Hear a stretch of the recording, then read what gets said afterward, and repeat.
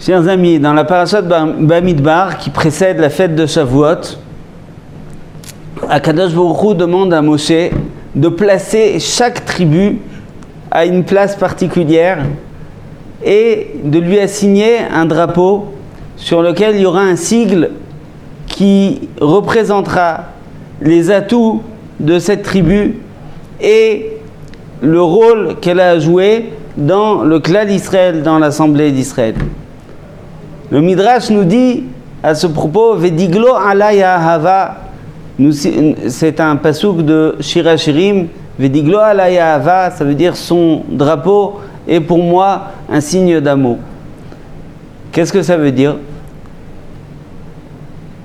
Le fait que chaque tribu ait son drapeau, c'est un grand signe d'amour d'Akadosh Baruch Hu.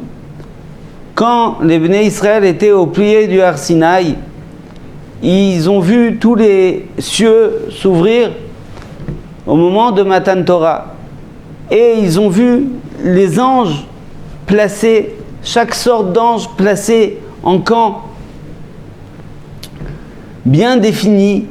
Et chaque caste d'anges avait son rôle particulier dans les louanges qu'elle faisait à Akadosh Baruch Hu. À ce moment-là, les enfants d'Israël ont désiré être placés aussi autour du Mishkan de manière très ordonnée avec des drapeaux. Et ici, la question se pose, les enfants d'Israël, quand ils étaient au Har Sinaï, ils étaient tous Keish Echad Belev Echad, comme un homme d'un seul cœur. Ils étaient unis au point que 600 000 personnes ne se disputaient pas. Vous avez déjà vu ça? C'est un miracle. 600 000 personnes qui ne se disputent pas, du jamais vu. Eh bien, lorsqu'ils sont unis comme un seul homme, juste à ce moment-là, ils veulent être différenciés par des drapeaux. Qu'est-ce que ça veut dire? Eh bien, en fait, les enfants d'Israël comprennent que la collectivité n'a pas pour but d'annuler le singulier, n'a pas pour but d'annuler la particularité du singulier. Si l'union fait la force, c'est que parce qu'elle unit des particuliers qui ont chacun leur chose à donner à l'ensemble. Chaque juif, quel qu'il soit, est indispensable. Notre rôle est justement de comprendre comment harmoniser ces hommes tellement différents pour qu'ils participent à un but commun. Lorsqu'on parle d'un couple, cet enseignement est primordial. Chacun est unique, chacun apporte au couple ce que l'autre ne peut pas apporter. Ensemble, ils créent une unité qui s'appelle le couple. Évidemment, il faut respecter donc la personnalité de l'autre. Nous sommes tous différents. Et ces différences nous aident à créer quelque chose de commun. On ne peut pas décider, par exemple, que notre mari doit changer de caractère. Évidemment, on affine un caractère avec le temps. On affine sa personne avec le temps.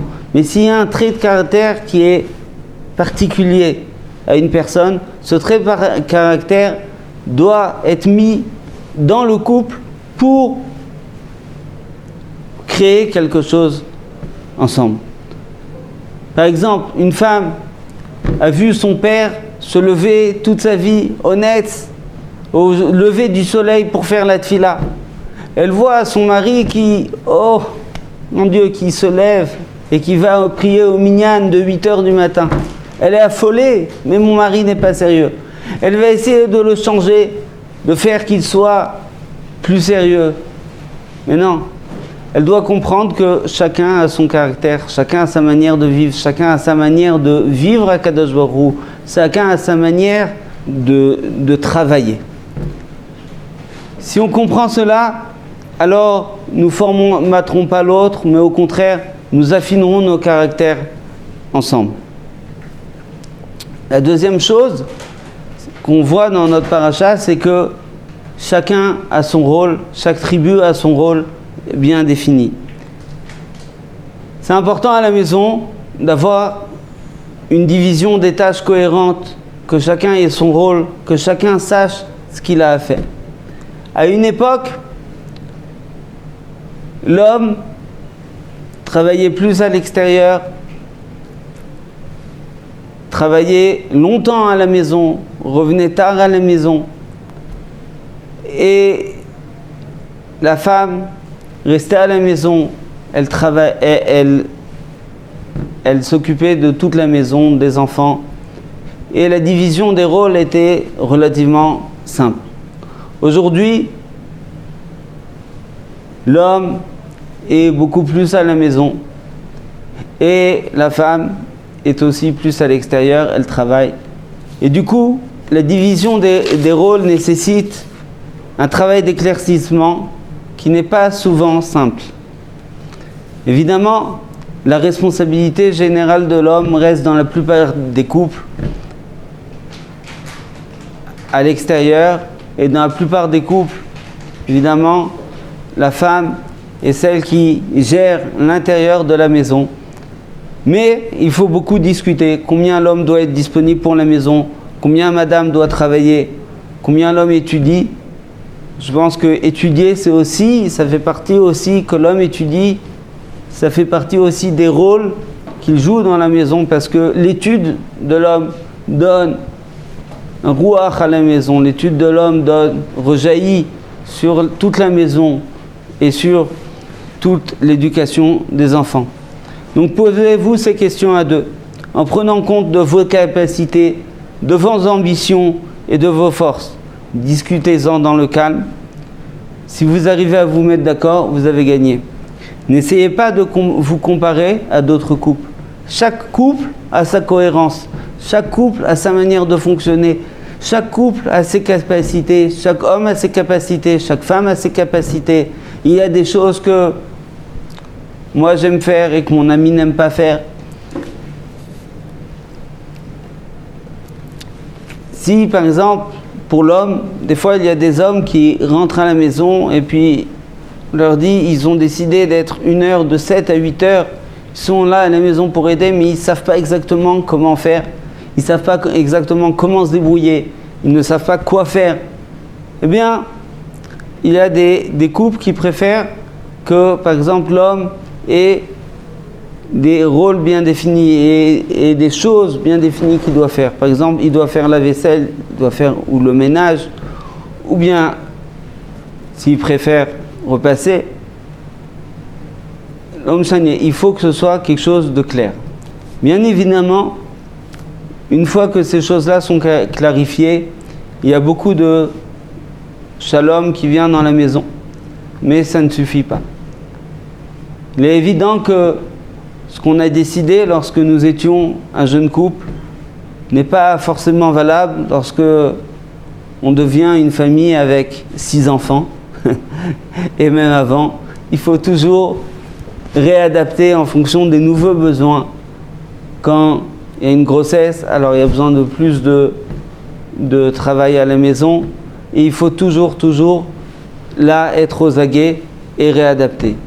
Même quand ces choses-là sont planifiées et qu'on en a discuté, qu'il y a un accord, ça n'empêche pas, évidemment,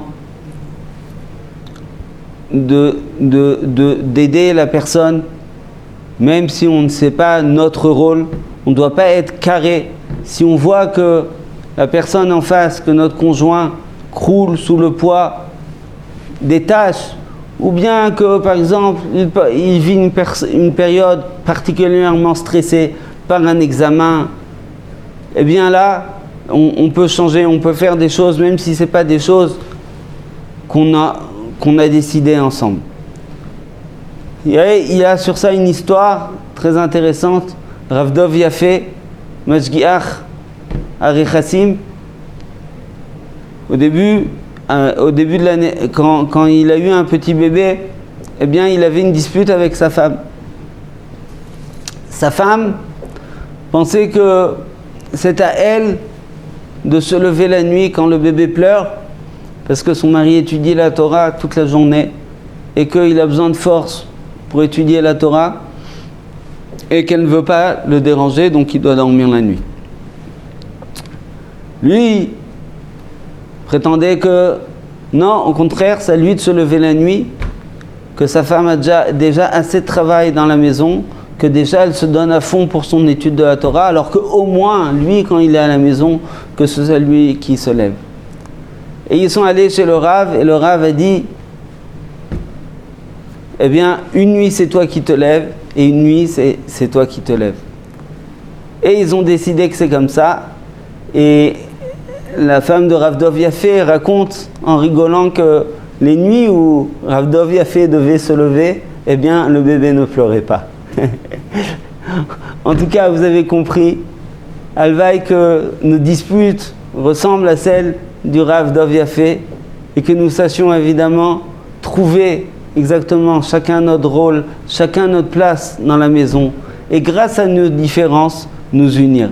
Shabbat Shalom Vorach.